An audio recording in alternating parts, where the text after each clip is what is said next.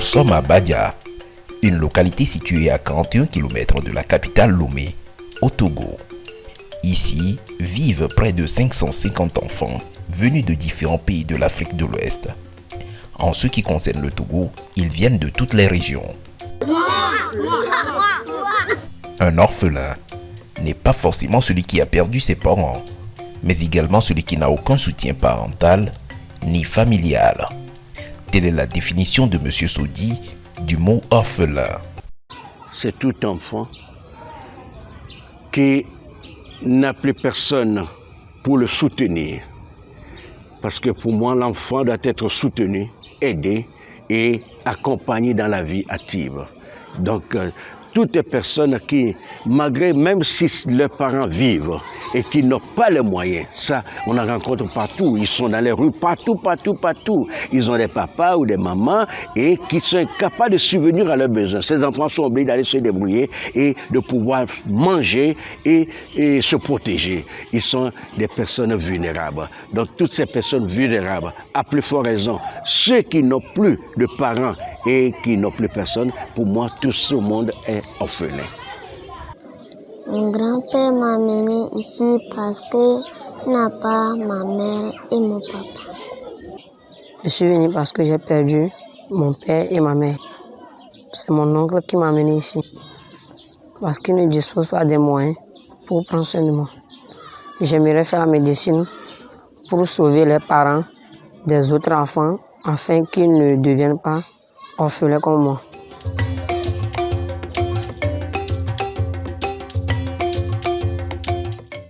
Dans ce centre, les orphelins sont pris en charge sur tous les plans. Monsieur Roger Sodi donne une nouvelle chance à ces enfants sans soutien pour leur garantir une place dans la société de demain. Tous les soirs, c'est la même routine pendant ces périodes de vacances pour permettre à ces enfants de retrouver le sourire et de s'adapter plutôt aux nouvelles réalités qui les attendent.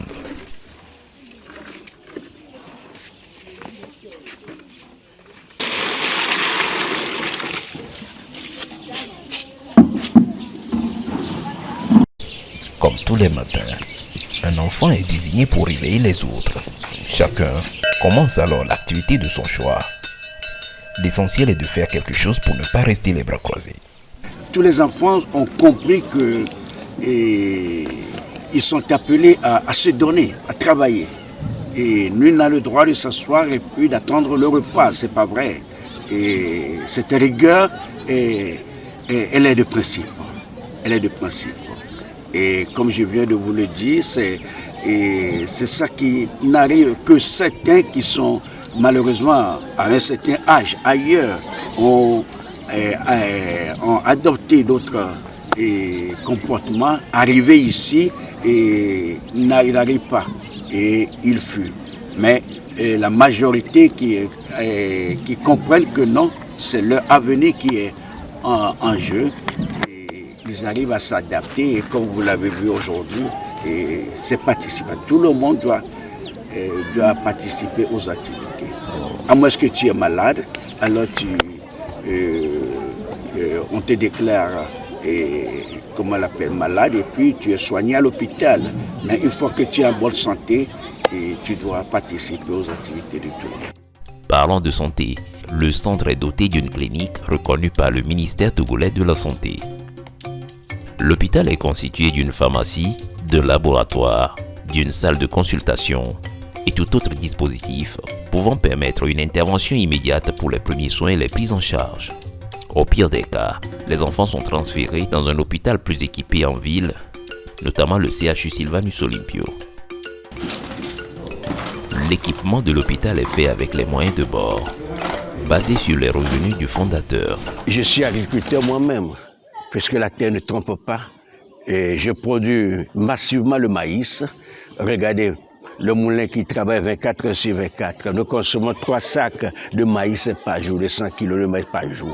Et le maïs, on le produit quantitativement. Le reste, quand on met ce que nous allons manger dans l'année de côté, le reste, on le met en vente. Et à peu près voilà. Mais ça ne suffit pas. Et surtout avec ces temps de Dieu, ça ne suffit pas.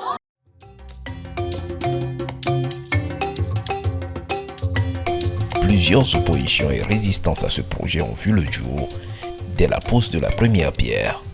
Tout est finalement rentré en ordre avec une intervention personnelle du chef de l'État togolais, M. Faure Eswazim Nyansingbe. D'ailleurs, un portrait symbolique lui a été consacré en guise de remerciement par les enfants de cet orphelinat sur le mur d'un bâtiment. 6e, 5e, 4e, 3e rang. Le lycée, ça peut être également pour la nourriture. Aux heures de chaque déjeuner, un responsable désigné donne les instructions pour l'organisation de la distribution des repas. La priorité est donnée aux plus petits et pour eux, c'est l'un des plus agréables moments de la journée. Les repas sont servis devant un écran géant, diffusant des films d'animation pour enfants, et c'est le collectif des enfants qui décide du canal à capter, à condition qu'il soit adapté à leur âge.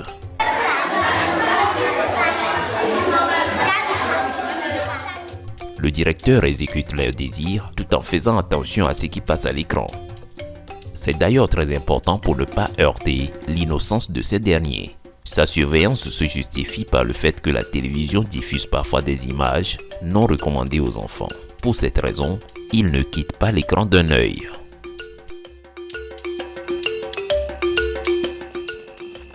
Il arrive parfois que la nuit surprenne le fondateur dans ses démarches pour le bien-être des occupants de ce centre. Mais quand ça arrive, les plus âgés ont du mal à dormir sans voir le retour de leur papa. Il se fait tard, ils sont tous en attente. L'apparition des phares de la voiture du fondateur est toujours un soulagement pour ces adolescents. Dans sa voiture, il ramène beaucoup de choses, comme du pain, des jouets pour les plus petits, des ballons de football et de basket pour les plus jeunes et les adolescents.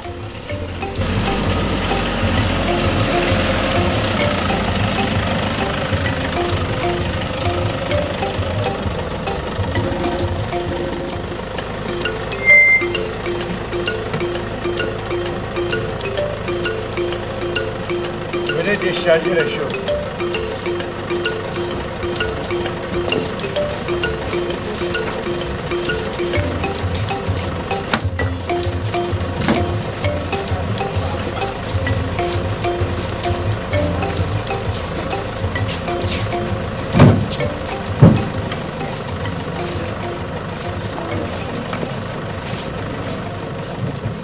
Certains sont envoyés ici pour cause d'incapacité des parents à assurer leurs besoins.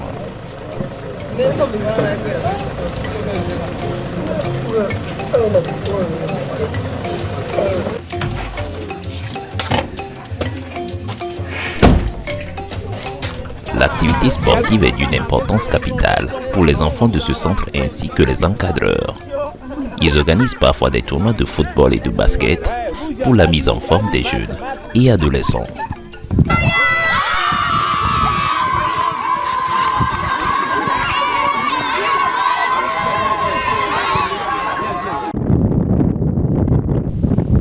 L'orphelinat n'est qu'une infime partie des tâches de tous les jours. Pour assurer l'intégration des enfants, il a également construit en ville plusieurs centres de formation professionnelle.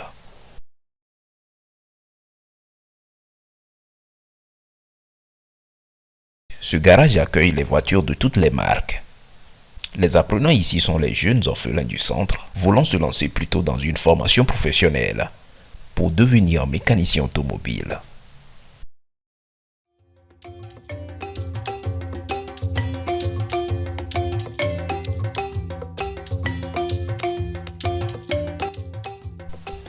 Le patron ici après le fondateur, c'est M. Christian Trenou. Il contrôle chaque apprenant et respecte à la lettre la philosophie du fondateur. Ne Jacques va venir à Taya Sekura. Ne Hunkem Soba Taya Sekura côté chauffeur arrière. Ne Niadoli.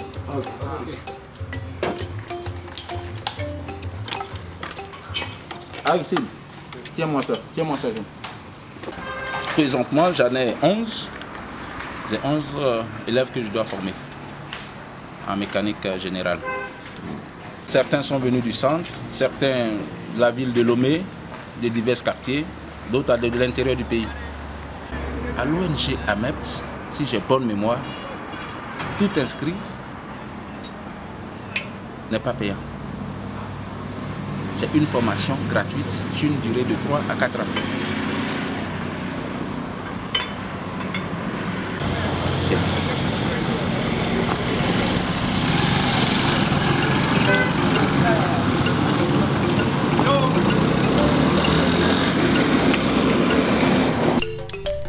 Pour cette année 2022, 55 240 candidats ont obtenu leur billet pour l'université, soit un taux de réussite de 74,34%. J'ai mes parents, oui, mais nous n'avons pas tellement les moyens pour m'inscrire. Après mon bac, je suis restée à la maison au moins 2 ans, sans rien faire. Donc, quand on a entendu parler de l'école, du centre, alors je me suis inscrite pour pouvoir suivre la formation. Lorsque nous sommes arrivés ici, j'ai pris les renseignements et ils nous ont expliqué les avantages que nous avons à nous faire former ici. D'abord, de un, nous sommes des jeunes démunis, donc la formation est gratuite pour nous, c'est déjà un énorme avantage. Le diplôme est aussi reconnu par l'État et non seulement de ce côté-là aussi, nous avons une formation de qualité. Il faut dire que AMEPT, Association Mieux-être pour tous, créée par M. Soji Messan Roger, le fondateur, donc a pour vocation d'aider les jeunes en leur donnant une formation dans 4 filières, notamment la maintenance informatique, l'assistanat de direction, l'entrepreneuriat et le transport logistique. Bon, je dirais que le centre existe maintenant il y a 23 ans et a pu former plus de 18 000 jeunes qui se prennent en charge maintenant. On les retrouve un peu partout sur le terrain, sur le champ de l'emploi et c'est vraiment une joie pour nous de les voir ainsi, parce que nous avons pu contribuer un tant soit peu à leur, à leur progrès, à leur évolution. La formation dure 12 mois, avec 9 mois de cours assidus. Et je dirais aussi qu'au cours de la formation, les jeunes ont la chance d'avoir une semaine culturelle ou encore semaine d'étudiants, au cours de laquelle ils découvrent encore d'autres possibilités d'études ou de connaissances. Et c'est vraiment une grande joie pour nous de voir nos jeunes s'épanouir pendant ces temps. Et la grande fête, ou soit la cérémonie de remise de diplôme, a souvent lieu au Palais des Congrès de Lomé. L'orphelinat de l'ONG AMEPT est l'Eldorado des enfants. Ces réalisations sont les fruits de plusieurs années de travail et d'investissement. Aujourd'hui, ces enfants et adolescents manquent de tout. Compte tenu de la crise qui secoue le monde entier, nous pouvons encore faire quelque chose pour ces enfants en soutenant l'association Mieux-être pour tous, AMEPT. Soutenons les orphelins et les enfants démunis. Soutenons l'ONG AMEPT.